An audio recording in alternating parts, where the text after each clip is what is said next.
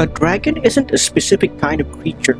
It's a category, like fairy or demon, with a few central characteristics and popular trends but no strict morphological definition. This is why I never see the point of people arguing about dragon taxonomy. It's way too late to be arguing about that now. We've already been calling all of these things dragons for thousands of years. Anyway, this built-in versatility plus the inherent power behind the trope is a big part of why dragons are so popular. And because of that, they're really weighty. A dragon in your story isn't just a dragon. It's got the full weight of thousands of years of power-based tropes behind it.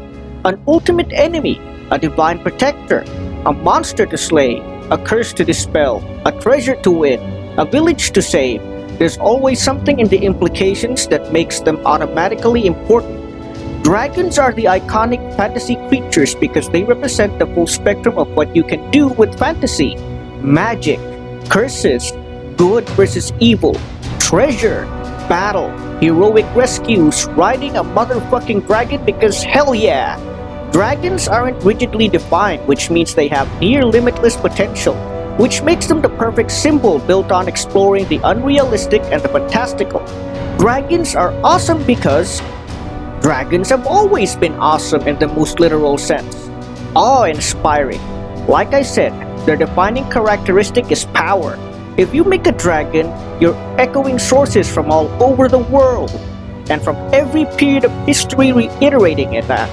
It's trope subversive just to make a dragon small and cute, because it's so built in that they have to be huge and dangerous. And even if the dragon is dealing with a bunch of other similarly huge and dangerous things, its dragonness alone will elevate it and make it stand out from the crowd. Overly sarcastic productions. Trope talk. Dragons. Dragons always attracted me as a mythological element. They seem to be able to comprise human malice and bestiality together so extraordinarily well, and also a sort of malicious wisdom and shrewdness. Terrifying creatures. J.R.R. Tolkien. Then another sign appeared in heaven, an enormous red dragon with 7 heads and 10 horns and 7 crowns on his heads. His tail swept a third of the stars out of the sky and flung them to the earth. The dragon stood in front of the woman who was about to give birth, so that he might devour her child the moment it was born. Revelations chapter 12, verses 4 to 5. Majestic, powerful, and terrifying. These are just a few words that would describe dragons in just about any work of fiction. They also tend to differ from one work to another, with dragons in the East, such as Japan, China, and Korea, being benign, but dragons in the West often being depicted as monstrous, and is even thought to represent the devil himself. Whatever the case, fantasy fiction very rarely does not involve dragons in some way, even if they are depicted as robots of some kind. This video will be mainly about dragons, and the many forms they take in various media. Hi, hello, and welcome again everybody to another episode of Natural Juan.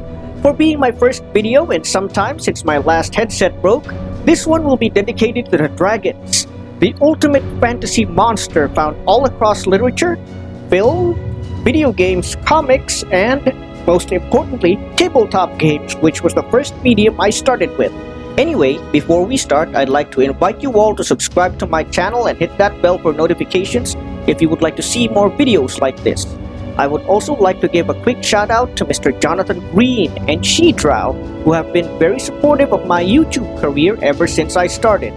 Anyway, with all that out of the way, let us take wing and learn more about the mythology and lore surrounding dragons. Dragons, as already mentioned, appear in just about any and all works of fantasy. Sometimes they are friendly and benevolent, with a good number of these becoming mentors of sorts to heroes, if they aren't heroes themselves. Oftentimes though, they are shown as monsters or even demons, constantly hungry for both the flesh of humans and physical wealth. Many scientists, specifically archaeologists and anthropologists, posit that dragons were the collective boogeymen of our primitive ancestors. This is why dragons usually appear like mix and match creatures, with some looking like simple, fire-breathing lizards, others like giant but docile cats with antlers, and some being abstract horrors with multiple heads. They were aspects of the unknown, beasts of faraway lands that our ancestors couldn't fully comprehend, and were thus depicted as exotic, mysterious, and utterly terrifying. This is much the same way many find the concept of Slender Man scary, as he represents people we do not know. In any case, dragons are best summed up as unknown beasts, and were used to terrify people who were unaware of their true nature. The first idea of dragons came from the Middle East in Mesopotamia, perhaps the first civilization in existence. One of the primordial deities of Mesopotamia is Tiamat, thought to be a kind of she-dragon that gave birth to all manner of monsters including scorpion men, supernatural rabid dogs, monstrous serpents, and, of course, other dragons. Tiamat, or at least her name, remains popular today and is best associated with the evil dragon goddess of Tiamat from Dungeons & Dragons, who is partially inspired by the Mesopotamian myth. Of course, she was never a five-headed red dragon in the myths as she is depicted in the game proper. The idea of dragons also existed in places like ancient Greece and ancient Egypt. The Hydra, the multi-headed serpent that could easily grow back its severed heads, is thought to be a type of dragon and was subsequently killed by the Greek hero Heracles or Hercules. Meanwhile, in ancient Egypt, the monstrous serpent of primordial darkness, Apophis, is often depicted as a dragon, or at least a dragon-like severed umbilical cord. In Far East Asia, dragons are more or less considered benevolent deities in their own right, with the people of northern China worshipping them outright.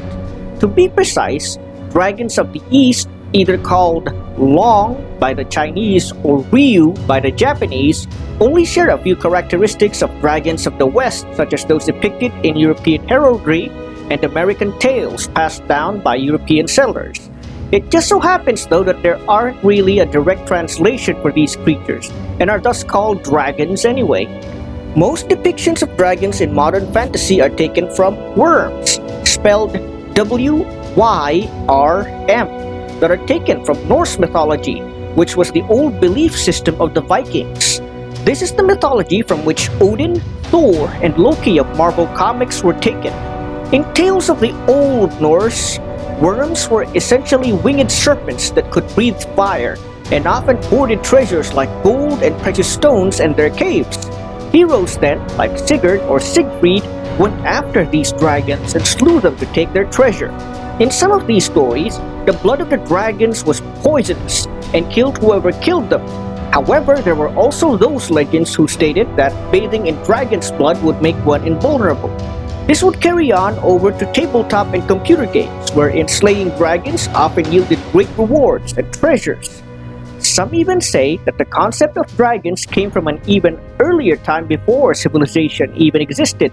After all, if we take the idea of dragons as unknown beasts from distant lands, then our cave-dwelling ancestors might have imagined any foreign and strange-looking animal as a dragon of sorts. You can look at the many cave paintings of prehistory just to see the many kinds of monsters that people have conjured in their minds in those long-forgotten times. These days, as already discussed, dragons are usually involved in any fantasy setting. There are the evil chromatic dragons of Dungeons & Dragons, which are descended from Tiamat, and the heroic metallic dragons, which are a progeny of Bahamut.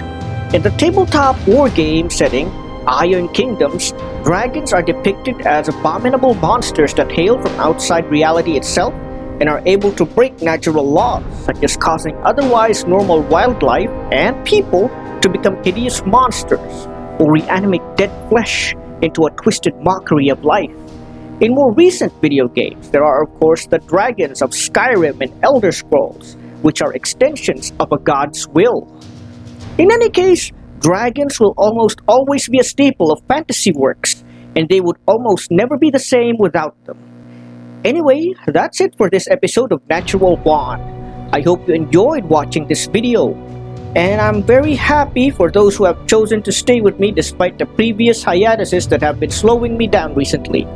This is Natural Juan. See you in the next video.